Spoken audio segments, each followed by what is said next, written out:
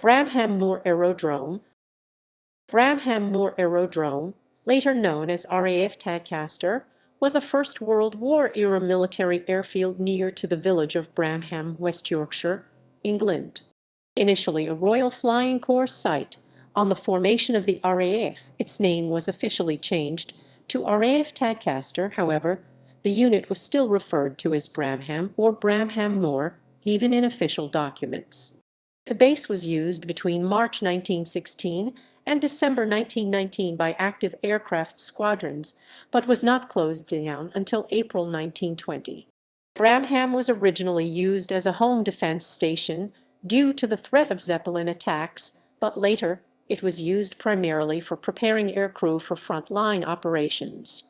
It did not see reuse as an airfield during the Second World War. However, vehicles were parked on the grassed runway areas to deter glider landings during the threat of invasion.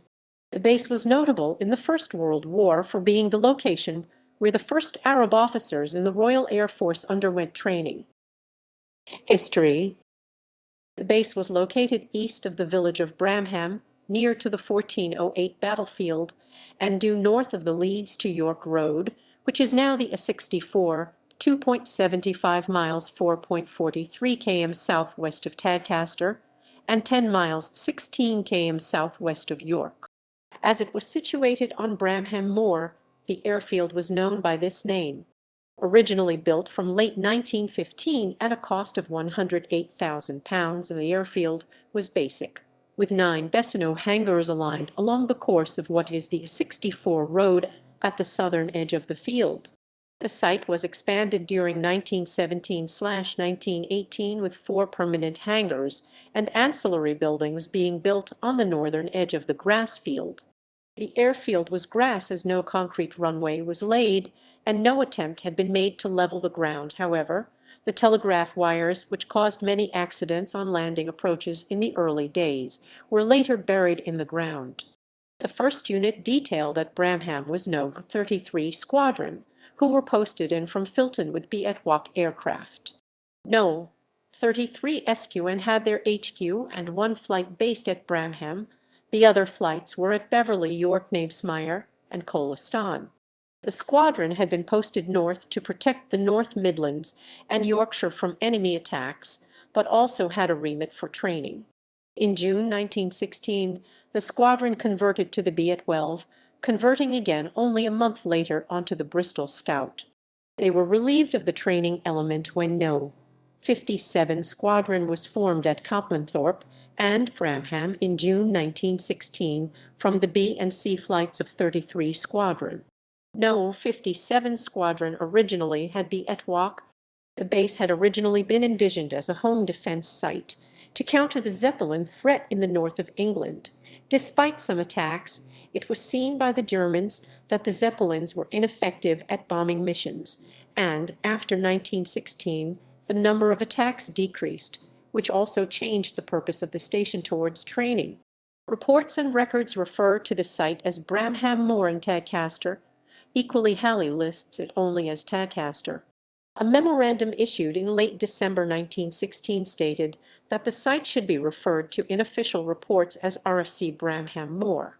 At the formation of the Royal Air Force in April 1918, the name of the station was changed to RAF Tadcaster. However, the unit was still referred to often as either Bramham or Bramham Moor in official documents. On 15 July 1918, No. 38 Training Depot Station 38 TDS was formed. However, its life was short and it disbanded just over a year later. At the same time, 3 USO's Aero squadrons, known as 156, 168, and 176, passed through the station in July 1918. But this was a very short-term deployment.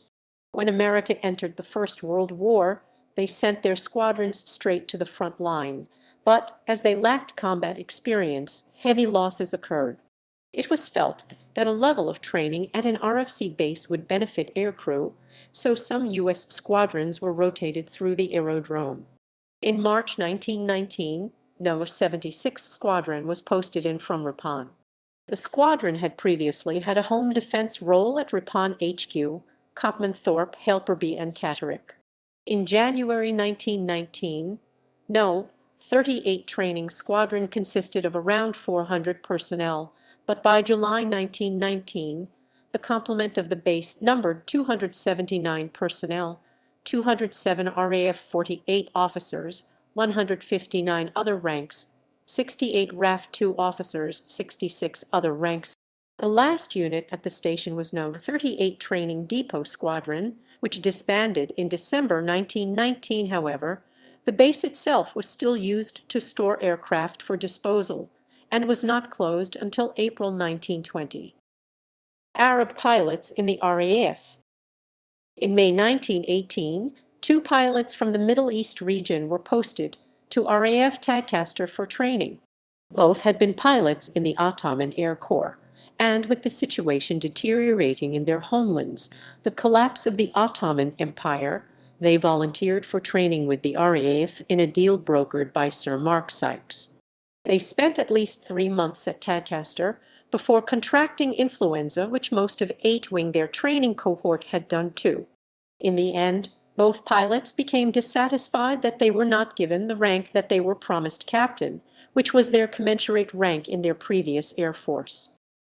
Post-war, the site was used by aircraft in the Second World War. However, fears of it being used by enemy forces to land gliders on it during an invasion led to the site being littered with old vehicles.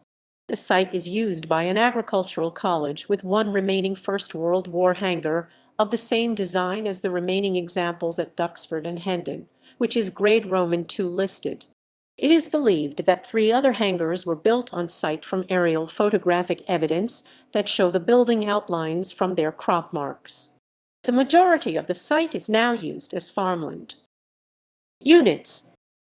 Notable personnel: Steer Tig Edwards, Lloyd Andrews Hamilton, was a student at the base. Philip Joubert de Lafert, officer commanding No. 33 Squadron. Frederick McCall, Canadian airman who underwent training at Bramham, listed as Tadcaster.